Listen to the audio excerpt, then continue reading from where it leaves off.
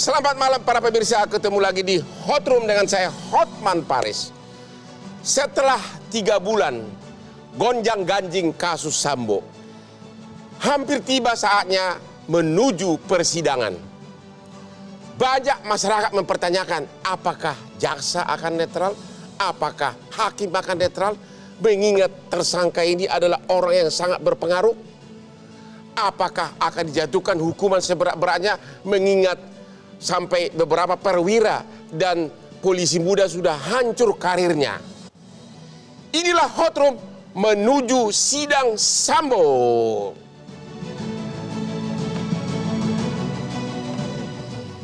Sebelum kita diskusi, sifat saya, makanya otak saya lancar, adalah kopi kesukaan saya.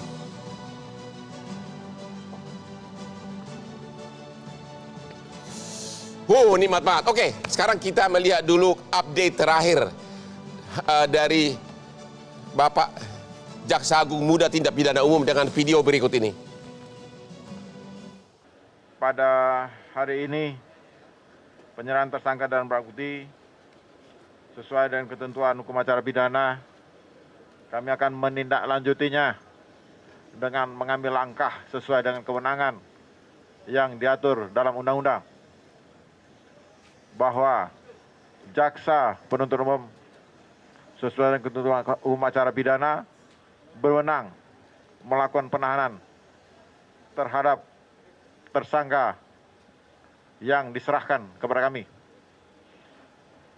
Tujuan penahanan sebagaimana pernah kami jelaskan bahwa untuk memudahkan proses persidangan, karena kita ingin perkara ini dilaksanakan persidangan secara cepat, sederhana, dan berbiaya ringan. Surat dakwaan saya sampaikan paling lambat hari Senin sudah di pengadilan.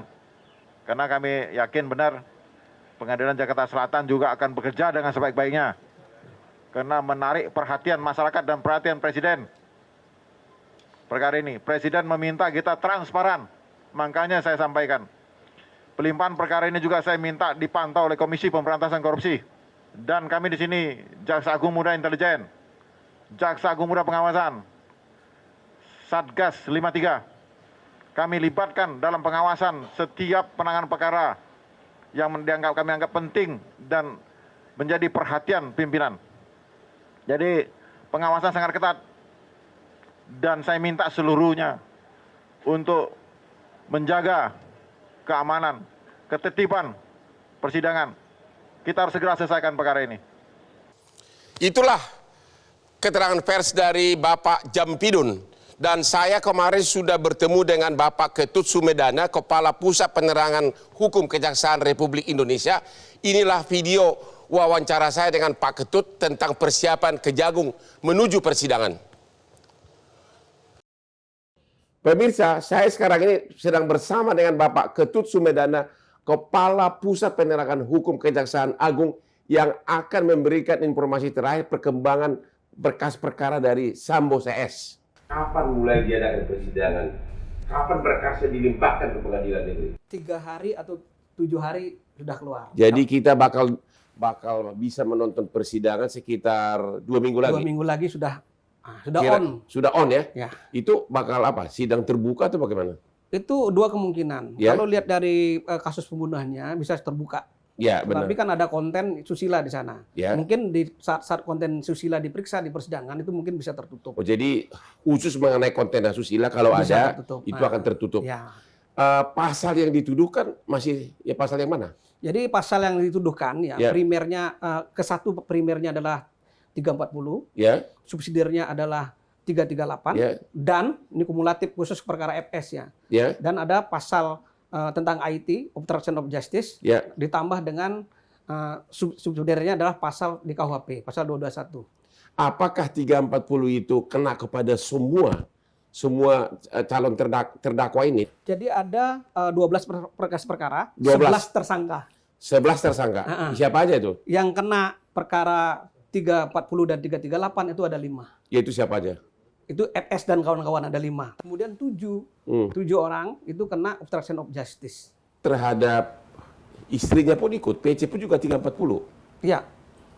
Sama Kita dakwakan sama-sama 340 yang dari 5 tadi saya sampaikan itu kita dakwakan pasal 340. peranan apa dia sehingga sampai 340 seorang istri? Kalau perannya nanti kita ungkap di persidangan. Oh, di persidangan. Karena itu sudah substansi Bang Otman. Sudah substansi ya? Sudah substansi. Oke. Kesiapan kejaksaan bagaimana? Apakah kejaksaan di sini perlu dilindungi atau bagaimana? Kalau koordinasi dengan polisi kita intensif. Ya, Baik itu dalam penyelesaian berkas perkara ya, maupun dalam proses pengamanan persidangan. ya, Itu sudah oke kita lakukan. ya. Ya kalau perlindungan khusus seperti yang selama ini beredar ada safe house, isolasi mungkin itu belum kepikir. Jadi sampai hari ini belum ada ancaman atau apapun kepada kejaksaan ya? Belum ada. Maupun lobby agar Belum ada. seperti biasa. Mudah-mudahan tidak ada lah. Oh, mudah-mudahan tidak ada. Kita menunjuk jaksa secara profesional semua. Begitu. Ya. Oke, di samping adanya korban yang meninggal, tapi juga ini banyak juga korban karir. Ada yang sudah kena pecat dan Ya, sebagainya. Apakah itu termasuk hal yang memberatkan nanti dalam dakwaan terhadap Sambo? Begini, kalau hal-hal yang memberatkan dan meringankan itu tergantung dari proses persidangan. Dan hakim nanti yang mutus. Dari hakim yang memutus, termasuk jaksa juga dalam menuntut suatu perkara. Ya. Itu dilihat nanti motifnya seperti apa yang muncul di persidangan. Ya. Gitu loh. Jadi yang lain-lain itu dia juga statusnya juga sebagai tersangka juga, terdakwa juga nanti di dalam proses persidangan. Oh begitu. Apa yang membuat kejaksaan optimis 340 itu bisa terbukti? Kalau saya sangat optimis, karena Kenapa? secara teori, Ya. ya kan 340, kalau 338 itu tidak mungkin ada 55 dan 56. Karena dia 338 Ada dia sudah bersama-sama. akui. Dia sudah akui. Tidak akui, Ya. ya kan? Dan Ya. ada tadi pasal-pasal yang tadi, Ya. ada 55 ayat 1 ke 1 KHP, ada pasal 56, bahkan ada pasal 53 berbarengan dalam suatu tindak Nah, pidana. 340-nya apa yang membuat kejaksaan yakin itu bisa terbukti? Karena jeda waktu, itu proses kan panjang. Ya. Kalau kita ngitungnya dari Magelang Ya. sampai Jakarta itu bisa 2 hari bang, gitu loh. Jadi Magelang Proses juga- jeda waktu ini lah yang membuat kita ada meyakini bahwa 340-nya ada di sana. Emang ada peristiwa yang mengarah 340 di Magelang? Ya ini kan bagian dari proses perjalanan suatu perkara. Maka dari Awalnya dari sana begitu? Maka dari itu di sini juga dilakukan proses rekonstruksi. Di sini juga dilakukan proses rekonstruksi. Jadi di Jakarta itulah Selatan. yang membuat kejaksaan yakin 340 karena itu berawal dari proses di Magelang sampai ke rumah pribadi kemudian ke rumah dinas. Ya, Kemudian nanti di persidangan, ya kan kalau sudah di kejaksaan kan BAP sudah tidak bisa dirubah. ya. Di persidangan ada antisipasi nggak bahwa para calon terdakwa ini akan menarik semua isi BAP-nya? Itu kan sifatnya dia bisa membela dirinya. Bebas begitu? Bebas memberikan keterangan untuk pembelaan diri. Ya. Jadi sah-sah saja. Yang penting yang kita pegang adalah bagaimana saksi dalam berkas perkara itu tetap pada keterangan yang ada di dalam berkas perkara. Oke, jadi terdakwa bisa menarik keterangan di Bisa, BAP, tidak menjadi tapi masalah. pada akhirnya kan hakim hanya melihat kepada bukti saksi dan bukti lain-lain begitu. Tentu saja nanti akan dipertanyakan apakah Ya. keterangan yang dicabut itu adalah logis. Ya, Secara hukum seperti apa? Benar. Latar belakang pencabutannya kayak apa? Faktanya dikaitkan dengan fakta-fakta yang lain dengan keterangan saksi lain seperti apa? begitu. Saksi-saksi akan bakal dihadirkan apa? Saksi ahli, saksi apa aja di samping saksi fakta. Ada saksi ahli, Saksi ahli bidang apa itu? Bidang forensik dan tidak. forensik. Ya. Terus Tadi saya tidak membaca berkas yang terlalu detail ya. Ya. Paling tidak itu forensik, Forensik. pasti iya kan. Balistik juga iya kan. Balistik. Pasti ada sana kan. semuanya Antara ada lain psikolog seperti juga ada nggak? Psikolog mungkin iya. Iya, Karena kan kan? ada orang sakit, ada apa kemarin itu ada pendapatan itu pasti masuk semua. Jadi bakal ada berapa puluh semua saksi nanti? Nggak sampai puluhan lah. Oh nggak sampai Nggak puluhan. nggak sampai. Ya sesuai dengan kebutuhan sidang. Ada nggak treatment khusus terhadap Brada E yang dianggap sebagai justice kolaborator? Saya pikir itu penting. Arahnya mau kemana terhadap Brada E? Dan kalau yang namanya justice collaborator kan pasti kita hal-hal yang meringankan. Ya, Artinya kita ya keterangan dia cukup signifikan lah dalam hal pembuktian. signifikan. Sehingga kemungkinan besar terhadap Brada E 340 akan Walaupun dibuktikan Ya. 340 tapi tetap hal yang meringankan pasti kita berikan di sana. hal yang memberatkan. Oke, sehingga nggak sampai seumur hidup ya. Saya tidak bicara hukuman di sini, Bang. Yang menentukan nanti jaksa sama hakim. Oke, nanti kalau berkas sudah resmi dilimpahkan ke Kejaksaan Agung, nanti semua resmi akan ditahan lagi di sini. Jadi Jadi selanjutnya ke Kejaksaan yang berwenang. Kita punya kewenangan penahanan. Ya. Tentunya nanti penuntut umum yang menentukan apakah penahanannya dilaksanakan di mana. Ya, Yang paling tidak pertimbangan kita adalah bagaimana kita bisa menghadirkan secara mudah, cepat dalam proses pemeriksaan di pengadilan. Yang paling penting itu. Dan aman persidangannya. Menurut Bapak, kira-kira ada kemungkinan risiko apa? Bapak tadi bilang aman. Ya. Ada kemungkinan demo atau Kan kita lihat ada tekanan-tekanan dari pihak terkait? Ini belum ada tekanan selama ini. Ini perkara kan sangat menarik perhatian masyarakat. Tentunya hal-hal yang antisipasi itu penting. Gitu. Ya, persiapan antisipasi itu penting. Sehingga tadi saya bilang faktor keamanan juga penting kita pertimbangkan. Begitu. Terus apalagi antisipasi apa lagi nanti terjadi di persidangan ini? Kalau saya lihat pembuktian tidak terlalu sulit ini, Bang. Pembuktian tidak terlalu sulit karena Sambo tadi sudah ngakui. ada yang ngakui, ada korbannya. Tadi saya bilang ada korbannya, bahwa ada senjata yang digunakan, ya. Ada saksi yang memang mengakui juga. Saya kira dari sisi pembuktian tidak terlalu sulit. Tidak terlalu sulit. Pembuktian yang mana maksudnya? 338 atau 340? Ya, semuanya. Begitu. Jadi Bapak sangat optimis 340 bakal terbukti. Jaksa itu harus optimis, harus punya keyakinan. Begitu. Ya. Makanya ada pasal berlapis. Ketika tidak optimis, yang pertama tidak terbukti, ya pasal lapisannya kita buktikan. Kira-kira apa yang diantisipasi pembelaan dari pihak sana? Yang dihadap, kejaksaan sudah siap belum menghadapinya?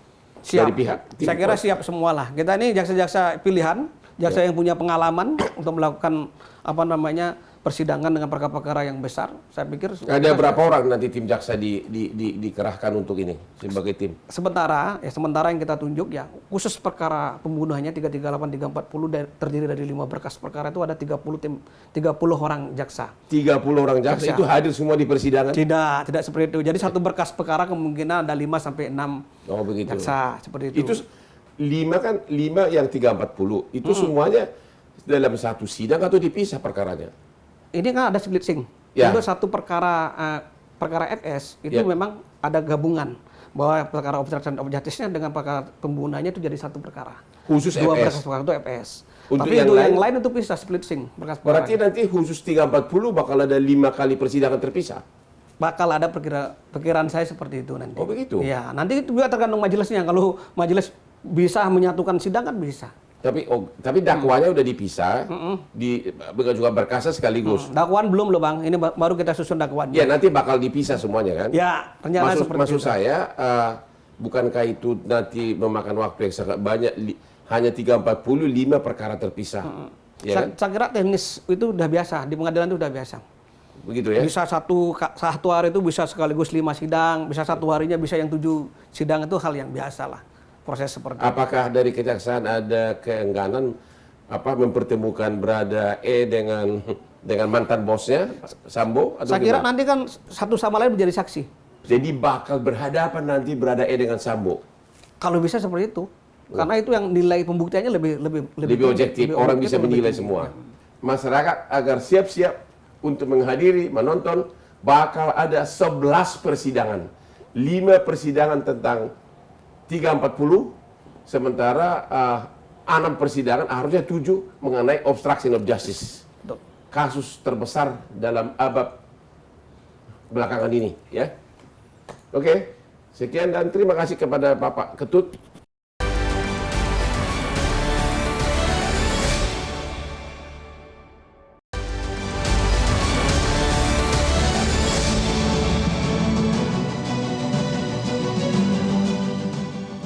Temu lagi di Hot Room. Berikut ini adalah grafis pasal-pasal yang dituduhkan terhadap para calon terdakwa. Silakan.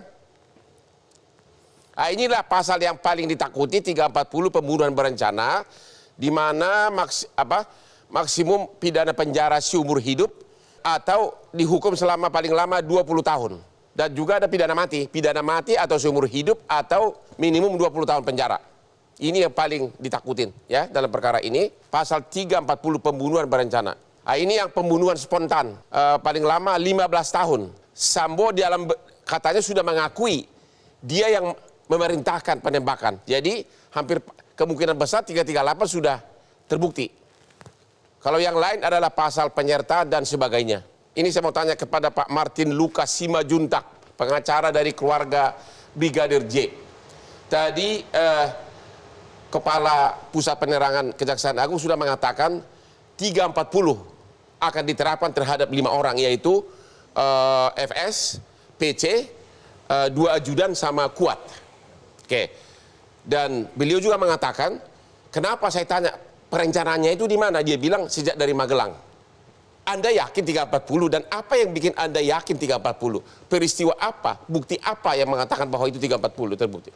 Sangat yakin. Yaitu teman-teman. apa? Yang pertama bahwa di tanggal 7 ya, ini terlepas dari motif ya. Ya. Karena motif itu masih debatable. Benar. Kami menyanggah semua motif-motif palsu ataupun yang diduga palsu ataupun sudah pasti palsu Ya. yang ikut dinarasikan oleh Komnas Perempuan dan Komnas HAM. Ya. Selagi belum terbukti kami bantah. Jadi sudah ada perencanaan dalam artian apa buktinya, ada keterangan saksi. Bilang apa saksinya? Saksinya bilang bahwa ada pembicaraan antara ibu atau Kuatmaruf kepada Ferdy Sambo yang pada saat itu di Jakarta. Ya. Nah, namun sayangnya jika premis yang digunakan adalah kekerasan seksual ataupun hubungan konsepsual ya, kenapa tidak dilaporkan ke polisi? Ini justru pada saat itu Ferdy Sambo mengatakan ya sudah kalian besok pulang. Tapi apakah ada dalam tadi kan mengatakan bahwa PC sama Kuat berbicara. Ya. Apakah ada dari hasil penyidikan pembicaraan nanti aja kita bantai di Jakarta? Nah, itu yang belum diungkap karena Belum kan terungkap itu? harusnya ada call data record. Ya. Ya, lalu selanjutnya bahwa ada keterangan, kita nggak boleh lupa ada keterangan dari Richard Eliezer Bilang yang apa? mengatakan bahwa di Jalan Saguling yang bersangkutan itu dipanggil Ya. ke atas oleh bapak dan Ya. ibu, ya, yang mengatakan bahwa kamu harus nembak Joshua, Ya. ya, dan itu juga disaksikan oleh Ricky Rizal. Itu ada di BAP. Memang kita dengar begitu. Ada kata-kata itu. Oke. Ada. Pertanyaannya adalah begini. Kalau misalnya seorang suami begitu mendengar diduga istrinya dilecehkan, langsung pada saat itu emosi, apakah itu masih emosional spontan atau itu termasuk perencanaan? Jadi gini, Bang Hotman, kita harus ingat dulu, sebenarnya kan skema mereka, rencana mereka ini harusnya disesuaikan dengan kejadian yang sudah di SP3. Ya. Jadi skena Ferdy Sambo dan kawan-kawan ini masih digunakan di dalam narasi yang lama, tapi sebenarnya ini untuk hal yang sudah di SP3 sebagai contoh. Jika memang Ferdy Sambo memerintahkan pada saat di Jalan Duren 3 itu benar memang Joshua melakukan tindakan kekerasan seksual dan memerintahkan Baradae untuk menembak, itulah yang disebut dengan perintah ya, perintah dengan seketika. Oke. Nah, tapi kalau perintahnya ada waktunya, ya, ada waktu jeda, Ya. dan tetap dilakukan, dan juga si Sambo ini tahu bahwa konsekuensi menembak orang adalah hilangnya nyawa, ya itulah yang disebut dengan Jadi perencanaan. Anda mengatakan karena ada jeda waktu dari mulai Sambo meminta Baradae untuk menembak sampai penembakan ada waktu, ada jeda waktu. Ya, dan yang lebih penting Itulah lagi, mengatakan bahwa itu 340. Betul, dan yang lebih penting lagi, Joshua ataupun almarhum Brigadir J ini tidak dalam keadaan melakukan kejahatan, jadi tidak ada relevansinya perintah itu untuk menghilangkan nyawa. Terima kasih, Pak Jabin Ginting. Bapak sebagai ahli hukum pidana. Ya, Bang. Kalau seorang suami misalnya Ya. begitu dengar dari istrinya bahwa dia dilecehkan, ini kalau ya, Ya. terus dia marah, ya, Ya. panggil pelakunya ke sini, langsung ditonjok atau ditembak. Ya. Apakah itu berencana atau masih pembunuhan spontan emosional? Jadi kalau dalam konsep pembunuhan itu saya terangin dulu, Bang. Ya. Ada 3, Bang. Ya. Pertama ada di pasal tentang penganiayaan yang mengakibatkan kematian. Itu ada suatu bentuk penganiayaan dulu lalu dia mati. Ada yang 338 tadi Ya. yang ancaman pidananya 15 tahun. Ya. Itu dilakukan secara spontanitas. Ya. Karena ada suatu perbuatan yang ingin tujuannya adalah Ya. untuk mematikan orang tersebut. Ya. Sedangkan di penganiayaan tujuannya bukan untuk mematikan tapi penganiayaan yang mengakibatkan kematian. Lalu yang 340 ini adalah niatnya untuk mematikan orang tersebut tetapi terlebih dahulu dengan suatu perencanaan. Ya. Nah, 3 hal itu beda dalam konteks pembunuhan tadi. Nah, kalau dalam 340, Bang, itu konsepnya adalah adanya suatu delay waktu atau spare waktu yang memiliki kesempatan orang itu berpikir. Ya. Berpikir bagaimana untuk cara mematikan atau membunuh orang Berapa tersebut. lama agar bisa dianggap perencanaan? Ya, saya kasih contoh begini, Bang.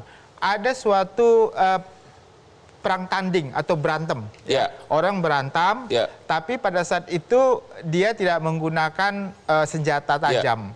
Lalu karena dia sudah sangat geram, karena mungkin kalah dalam perang tanding tersebut, dia pulang ke rumah mengambil pisau. Ya. Dalam waktu kurang dari 1 jam. Lalu pisau itu dia datangin dan dia tusuk. Itu sudah masuk kategori perencanaan. Karena dia mempunyai keinginan untuk membunuh dengan suatu alat yang pada saat kejadian belum ada, tapi dia ingin membunuh orang itu dengan alat yang tadi Karena dia diambil. kalah. Karena dia kalah tadi. Kalau seorang suami karena dia tahu keluarganya dilecehkan, Ya. apakah itu termasuk dendam atau masih unsur emosi? Kan, Papa setuju nggak bahwa emosi adalah salah satu unsur dari 338? Emosi salah satu unsur dari 338. Seemosi dan spontan gitu. Ya, spontan. Ya, setuju kalau mengenai Ya. itu. Ya. Tapi kalau emosi itu sudah mereda dan dia mengambil tindakan lain untuk mengeksekusi emosi tersebut dengan waktu yang jeda tadi, itu bukan spontanitas lagi namanya, Oke, Bang. jadi kalau ada waktu Jeda. jeda di mana emosinya Ya. sudah reda, Lalu mengambil maka itu tindakan. bukan lagi spontan tapi sudah perencanaan. Sudah perencanaan, Jadi nanti Bang. itulah yang akan dibuktikan di persidangan. Benar, Bang. Apakah memang dia masih emosi? Ya. Atau memang itu sudah ada waktu jeda, wajar dianggap sudah perencanaan? Sudah perencanaan. Jadi waktu dia tadi menyampaikan, ibaratnya ini benarlah kejadian seperti yang Abang katakan tadi, dia emosi, lalu dia berpikir bagaimana cara saya untuk mematikan dia karena saya emosi. Bagaimana cara mematikan dia untuk emosi. Cara mematikannya itulah suatu perencanaan, Bang. Setuju. Oke, kita istirahat dulu setelah yang berikut ini.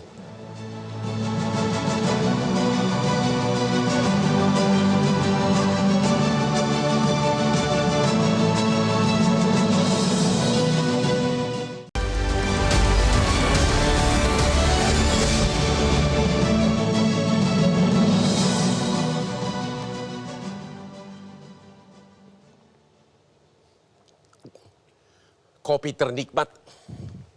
Oke, sebelum saya tanya kepada Pak Lukas, satu, tapi ini tolong singkat. Kalau seorang jenderal, itu yang kita dengar ya, begitu mendengar dari istrinya bahwa dia dilecehkan, saksi-saksi yang melihat mengatakan jenderal itu menangis. Kalau bisa dibuktikan menangis itu bukti bagian dari masih emosi, sehingga pembunuhan spontan atau berencana. Apakah itu benar di persidangan kita akan lihat, tapi itu sudah bukan rahasia umum. Gimana? Jadi kalau konteks menangis itu, apalagi dia seorang jenderal, harusnya dalam konteks ini dia bisa memanage seorang manusia normal dan punya jabatan jenderal. Ya. Saya kira menangis lalu dia melakukan suatu perbuatan persiapan.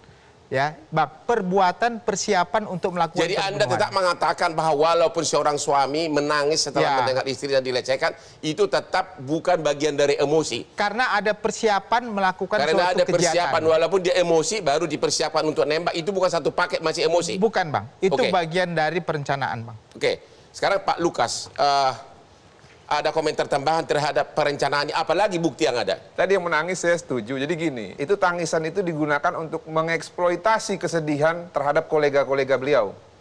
Ada 4 orang pada saat itu, Komnas HAM, anggota Enggak, DPR. ini peristiwa tanggal 8, bukan kalau menurut para saksi katanya begitu tiba PC dari Magelang, cerita peristiwa yang dialami, Ya. langsung si Sambo panggil ajudannya semua, dan ajudannya ini mengatakan di BAP katanya melihat Sambo menangis dan mengatakan bahwa istri saya dilecehkan. Oleh karena Apakah itu nanti bisa mempengaruhi 340 tidak terbukti? Oleh karena itu Bang Hotman ya, dari 4 orang saksi di luar tersangka Ferdi Sambo, ini kan ada memiliki relasi kuasa, ya baik Ya. atasan dan bawahan dan Ya. juga hubungan suami istri. Ya. Saat ini ya saksi yang independen dan menjadi justice collaborator hanya Richard Eliezer. Apabila 2 orang ataupun plus 1 istri yang mengatakan menangis, saya pastikan bahwa itu adalah rangka yang mereka siapkan untuk Yang mengkabulkan saya peristiwa. dengar, dua-duanya ajudan termasuk Eliezer maupun yang satu lagi mengatakan pada saat itu Sambo menangis katanya. Saya belum dengar itu Bang Hotman. Itu nanti kita akan. Kalau itu ada, kalau sekiranya itu ada, bahwa semua saksi pada saat itu termasuk 2 ajudan mengatakan saya melihat Pak Sambo menangis sambil cerita bahwa marwah keluarganya telah dihina. Ya. Apakah itu menurut Anda bisa memperlemah 340? Ya, kalau itu tidak fakta ya, tidak sesuai dengan fakta, tentu itu adalah upaya untuk melemahkan. Kalau para saksi menyatakan di bawah sumpah, misalkan ini fakta nanti di persidangan, apakah itu membuat Anda ragu 340 yang tidak kena tapi 338? Ya, yang pertama bahwa menangis itu tidak mutlak bahwa tidak melakukan perencanaan seperti yang disampaikan oleh ahli dari hukum pidana Pak Ginting. Itu yang pertama ya Bang Ya. ya. Nah yang kedua, kualitas keterangan ya dari saksi. Ya. Kami yakin Richard Eliezer tidak mungkin menyampaikan hal seperti itu karena dia sebagai justice kolaborator dan Ya. saya yakin ya seorang sekaliber Verdi Sambo yang kalirnya sangat moncer ya dari bintang 1 sampai bintang 2 hanya dalam waktu singkat ya. Tidak mungkin menangis dan yang paling relevan adalah ketika memang istri diduga dilecehkan ya lapor polisi. Oke. Ini kan tidak dilakukan. Nanti para pemirsa, para penonton kita akan melihat nanti temuan fakta persidangan. Apakah memang benar seorang jenderal menangis setelah mendengar apa yang dialami oleh istrinya. Pertanyaan berikutnya, Anda masih ada kekhawatiran nggak bahwa vonis terhadap Sambo bakal diperingan? Ada nggak kekhawatiran dari keluarga Brigadir J? Sebelum vonis hakim diketuk palunya Bang Hotman, Ya. segala kemungkinan bisa terjadi. Kita Ya. tahu bahwa kepastian hukum di Indonesia ini memang sering kali, acap kali dipertanyakan.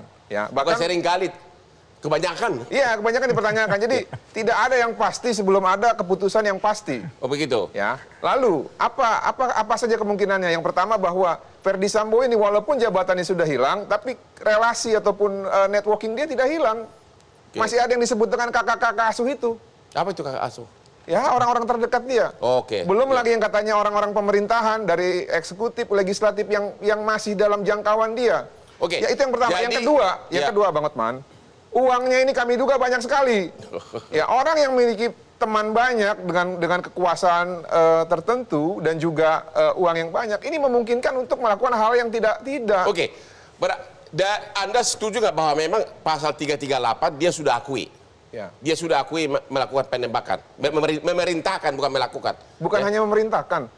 Berdasarkan hasil rekonstruksi dia juga menembak kepala belakang. Ya oke, pokoknya 338 itu dia sudah akui lah entah siapa yang menembak ya. Yang Anda masih pertanyakan adalah pembunuhan berencana 340, Anda masih ragu, dari keluarga masih ragu. Oh, itu wajib terbukti. Kalau tidak terbukti, itulah yang kami ragukan kualitas penegakan hukum yang nantinya apabila tidak terbukti di persidangan, tentunya ini yang akan kami ragukan. Apakah Jadi, memang salah jaksa atau salah Jadi majelis sebelum hakim yang sidang Anda memeriksa. sudah bilang duluan, kalau nggak terbukti 340, something wrong begitu. Betul. Oke, Setuju. Pak Jamin Ginting, ini kan khawatir jaksa ini, takutnya didekati berbagai orang. Bisa nggak diterapkan seperti sistem juri di Amerika? Jurinya itu kan menjelang vonis dimasukkan dalam suatu hotel atau safe house lah, yang tidak bisa disentuh oleh siapapun. Apakah sistem kita mengenal begitu? Jaksanya dimasukkan suatu hotel, dikawal ketat, handphonenya disadap, agar jangan terkontaminasi.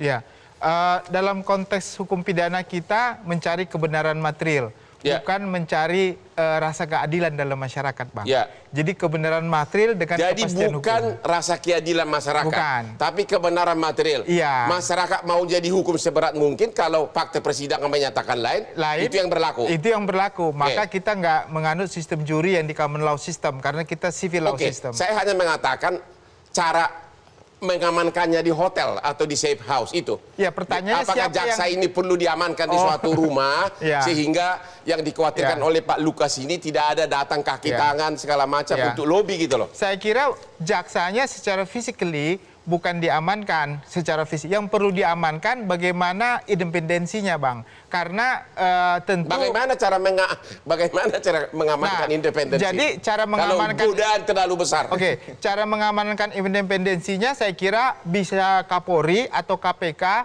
tadi sudah disampaikan untuk melakukan penyadapan terhadap semua terkait dengan komunikasi. Kan handphone gampang dibeli, Pak. Ya, satu. Yang kedua, saya kira lebih baik jaksa-jaksanya ini ya dipantau Jadi 24 jam. menurut Anda Indonesia tidak mengenal sistem, Tidak. jaksanya ditempatkan di suatu hotel, Ya. tidak boleh berhubungan dengan pihak manapun, seperti juri yang dilakukan di Amerika sana. Ya, kalau dalam sistemnya kita tidak punya. Tapi kalau kebijakan yang diambil oleh Jaksa Agung terkait dengan itu, silakan itu kan Artinya itu bagian. kalau dilakukan tidak melanggar undang-undang. Oh tidak melanggar undang-undang. Kalau karena- jaksanya diamankan begitu. tidak melanggar Oke. undang-undang. Jaksanya Anda mengatakan boleh-boleh aja di safe house.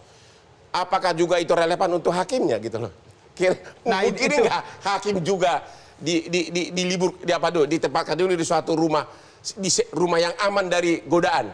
Ya saya kira itu kebijakan bisa diambil oleh Ya. Mahkamah Agung, Ketua MA, kalau merasa itu sangat penting untuk diambil, untuk diputuskan. Itu pun tidak ada larangan. Dan tidak ada larangan karena terus terang hakim-hakim juga tempat tinggalnya memang disediakan di tempat khusus yang tidak boleh orang sembarangan untuk hadir di Kalau situ. Anda melihat persidangan ini bakal khusus Sambo bisa makan waktu berapa? 2-3 bulan? Saya kira tadi jaksa sudah mengatakan bukti-buktinya sudah cukup jelas. Saya kira nggak nyampe 3 bulan juga harusnya sudah bisa Minimum diputus. 2 bulan kena. Iya. Jadi tidak sampai 3 bulan, Bang. Jadi kita akan melihat apakah Jaksa Agung akan mengamankan jaksanya 2 bulan di rumah Tempat peristirahatan yang aman. Ya. Ya, saya kira itu hal yang tidak perlu. Saya kira Jaksa Agung kalau memang sudah percaya kepada 35 jaksa tadi dikatakan tadi ya, itu saya kira sudah cukup dengan Tapi kalau pengawasan. dilakukan itu tidak melanggar hukum. Tidak melanggar hukum. Oke, Itu kita aturan. istirahat lagi sesudah yang berikut ini.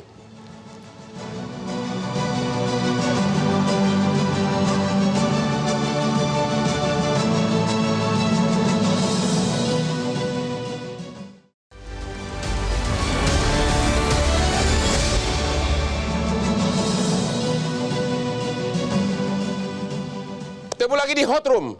Tadi saya barusan mendengar bahwa seluruh tersangka sudah diserahkan oleh penyidik ke kejaksaan.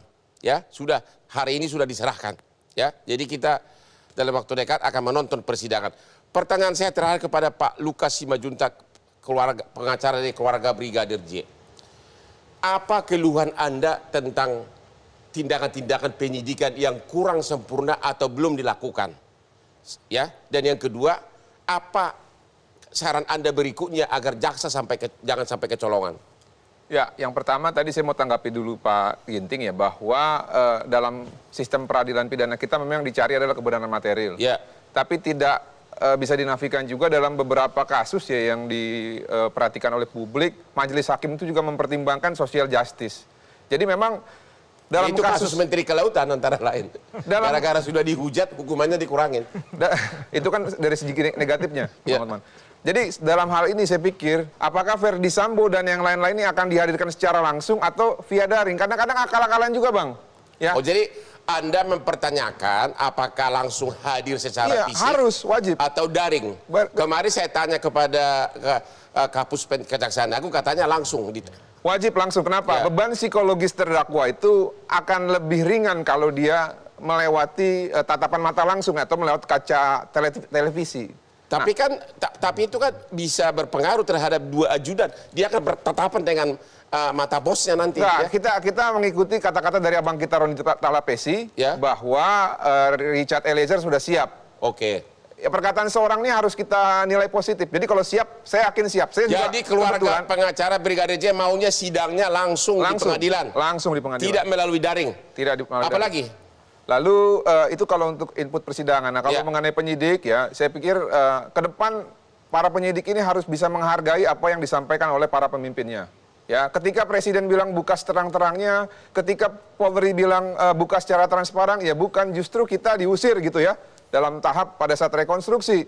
Ya, bukan berarti juga ketika ada info-info itu kita sepertinya sebagai pelapor itu tidak diperlukan gitu ya. Ya. Padahal justru para bos penyidik inilah yang mengakui pada saat kami meeting ya dengan Bang Kamarudin dan juga dengan Dr. Nelson. Pada saat itu ada 3 jenderal ya mengatakan bahwa kami takut Bang. Itu ngomong ke Bang Kamarudin. Kalau bukan karena laporan abang, kita tidak punya ruang untuk gerak. Ya. Nah, yang saya bingung ketika kasus ini sudah mulai naik, kenapa kok justru seakan-akan kami ini posisinya tidak diperlukan lagi. Nah, ini yang ke depan, apalagi kita sama-sama caturwangsa penegak hukum, salinglah kita menghargai ya. Jadi Anda merasa habis manis apa dibuang gitu? Ya, seperti itu kurang lebih. Oke. Nah, kalau untuk jaksa, Ya. ada satu titip pesan saya buat Ya, jaksa. gimana? Jadi, saya meminta kepada jaksa nanti yang akan melakukan dakwaan dan penuntutan, berempatilah terhadap korban. Jangan dengarkan narasi-narasi yang miring ya, yang tujuannya untuk mengaburkan peristiwa yang sesungguhnya, Ya. sehingga kebenaran yang akan digali, kebenaran yang akan didapatkan nanti adalah kebenaran bagi korban, bukan kebenaran bagi para terdakwa. Terima kasih. Jadi keluarga berharap apa? Hukuman apa? Keluarga Brigadir berharap Seadil-adilnya. hukuman apa? Vonis apa? Seadil-adilnya. Yaitu apa? Ya, minimal seumur hidup. Minimal seumur Ya. hidup. Pak, Kepada yang terbukti bersalah. Tapi kalau ada terdakwa yang seperti contoh ya, dia melakukan atas perintah dan paksaan yang dalam analisis saya terjadi kepada Richard Eliezer, ini juga harus ada keadilan seadil-adilnya buat dia. Kalau memang dia tidak bersalah dan tidak ada mens jadi rea, Anda terutama mentujukan pernyataan Anda kepada Sambo. kepada semua kecuali yang tidak punya mens rea dalam Oke. hal ini. Oke. Pak Jamil Ginting, apa analisa hukum Anda untuk kaitannya ke saat persidangan dan pembuktian 340? Apalagi yang harus dibuktikan oleh Kejaksaan Agung nanti? Ya, kasus ini minim saksi, Bang. Minim saksi apanya? Ya, saksi yang bisa memberatkan FS ini. Karena satu-satunya saksi yang memberikan keterangan yang memberatkan cuma Baradae. Yang lain itu kelihatannya mereka, saya tidak tahu apakah mereka tidak melihat atau sengaja mereka tidak memberikan keterangan yang senyata-nyatanya. Akibatnya apa itu? Akibat hukumnya apa? Akibat hukumnya saksi ini harus dilengkapi dengan scientific evidence.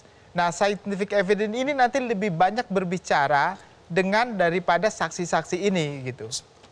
Bagaimana? Kan penyidikan sudah selesai. Yang kan sudah dilakukan scientific evidence. Contohnya forensik terhadap bedah mayat akibat dari suatu perbuatan di mana kapan terjadinya. Balistik terhadap senjata, terus CCTV. Saya nggak tahu apakah nanti CCTV benar-benar akan dimunculkan atau tidak. Tapi kan Sambo sudah mengakui memang dia memerintahkan penembakan. Jadi soal adanya 338 sudah terbukti. Ini kaitannya ke 340 itu yang berat. Ya, itu yang saya katakan tadi. Kalau contohnya kan banyak narasi yang mengatakan bahwasanya Sambo tidak menembak. Tapi konstruksi yang dipublikasikan di Polri, dia ikut menembak. Nah, pertanyaannya waktu ikut menembak, penembakan itu apakah setelah mati atau sebelum dia mati? Apakah penembakan itu yang mengakibatkan dia mati atau orang lain yang mengakibatkan dia mati? Sebelum mati. Nah, kalau itu kan narasinya ya harus pembuktian material nanti di pengadilan kan, Bang? Karena nanti itu kan niat pembunuhan, kan narasinya dibilang dia nanti kalau dikatakan dia tidak pernah menyuruh untuk membunuh, tapi menyuruh untuk menembak. Nah, pertanyaannya kalau dia tidak suruh menembak, apakah menembak itu akan mengakibatkan kematian? Belum tentu, kemungkinan akan mati. Tetapi dia harus yakin bahwasanya dengan tembakan dia pasti mati. Nah, apalagi tembakan di belakang kepala. Nah, itu dia. Apalagi kalau yang dia lakukan itu adalah yang proksima utama, artinya tembakan dialah yang mengakibatkan orang itu mati. Jadi Anda mengatakan kalau hanya satu saksi yang mengarah ke pembunuhan berencana yaitu Baradae. Anda merasa ada keraguan ini 340 bakal kena? Hakimnya, kelihatan hakimnya akan ragu sehingga dia harus menggali scientific evidence tadi. Apalagi kalau kesaksian itu dibantah dengan saksi yang tadi yang tidak mau menerangkan tentang apa yang seperti Baradae sampaikan. Itu jadi ada kemungkinan 3 lawan 1 gitu. Kelihatannya begitu, Bang. Dalam persidangan itu nanti. Karena sampai sekarang dia tidak terang tentang yang tidak. Padahal mereka pada tempat yang sama, pada situasi jam yang sama, tapi keterangannya tidak sama antara satu dengan lain. Ini kan justru pasti ada yang palsu keterangannya. Nah, ini yang harus hakim yakinkan. Kalau memberikan keterangan palsu ada konsekuensi. Oke. Kita akhiri diskusi. Kita siap laporin juga nanti kalau buat keterangan palsu. Oke, pemirsa, kita akhiri diskusi kita malam ini. Marilah kita dalam waktu dekat sama-sama menonton persidangan. Sesuai dengan saran dari pengacara keluarga Brigadir J, maunya katanya sidangnya jangan daring. Agar langsung semua orang menonton. Dan juga sesuai komentar dari Pak Jamil Ginting tadi, masih ada sedikit pertanyaan mengenai 340 pembunuhan berencana kalau saksinya hanya satu, yaitu Baradae yang menyatakan itu. Oke, kita tidak bisa mendahului, kita nonton aja nanti persidangan yang mungkin kurang dari 2 minggu akan digelar. Demikianlah akhir dari diskusi kita malam ini. Terima kasih kepada narasumber Pak Martin Lucas Simajuntak, kuasa hukum dari keluarga Brigadir J, dan juga ahli pidana kita Pak Jamil Ginting. Jangan lupa menonton Hot Room setiap hari Rabu jam 10 malam di Metro TV yang memang hanya yang hot-hot